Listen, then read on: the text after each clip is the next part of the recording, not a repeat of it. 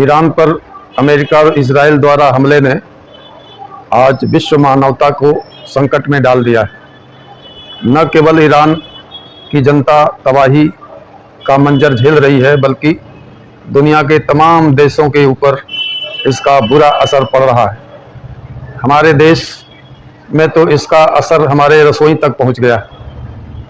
बच्चों के स्कूल के मिड डे मील बंद हो रहे हैं। तमाम लोगों के घरों में भोजन की मुश्किलें खड़ी हुई हैं। रमज़ान और ईद मनाना मुश्किल हुआ। आगे रामनवमी और भी कठिन स्थिति आने वाली है।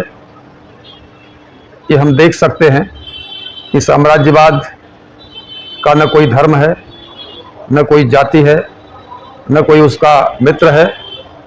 वह केवल अपने मुनाफे के लिए, अपने संकट से उबरने के लिए मानवता पर बर्बर हमले के किसी भी हद तक जा सकता है।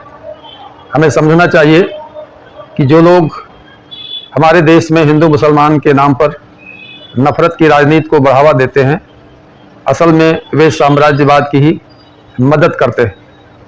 अमेरिकी साम्राज्यवाद आज के दौर में एक ऐसे संकट में पहुंच चुका है जो उससे उबरने के लिए सारी दुनिया को अपने कब्जे में, अपने फ़ायदे के लिए इस्तेमाल करना चाहता है। और इसके लिए वह किसी भी देश के संसाधनों पर कब्जा करने के लिए युद्ध के हदों तक जा सकता है, जैसा कि ईरान पर उसने हमला किया है। इसके पहले वेनेजुएला के राष्ट्रपति को अपहरण कर लिया। दूसरा, वो ये भी कर रहा है कि तमाम देशों के संप्रभुता पर हमला कर रहा है। बेमेल समझौते, धौंस और धमकियों के आधार पर करके तीसरी दुनिया के देशों की जनता के जीवन और जीविका को संकट में डालकर अपने संकट से उबरना चाहता है। भारत में जो मोदी की सरकार है, अभी जो उसने मुक्त व्यापार समझौता किया है, यह इसी की एक मिसाल है। हमारे देश की सरकार, मोदी सरकार, अंतर्राष्ट्रीय मामलों में बहुत ही शर्मनाक रुख अख्तियार कर रही है। भारत की जो परंपरा रही है सम्मानजनक, गौरवशाली दुनिया में, उस परंपरा को ये छोड़ रही है। गुट निरपेक्षता की नीति को तिलांजलि दे रही है और स्पष्ट तौर पे देखा जा सकता है कि अमेरिकी साम्राज्यवाद के सामने घुटने टेक रही है, समर्पण कर रही है। आज तक भारत सरकार ने, प्रधानमंत्री मोदी ने ईरान पर अमेरिका और इजराइल के हमले की निंदा तक नहीं की।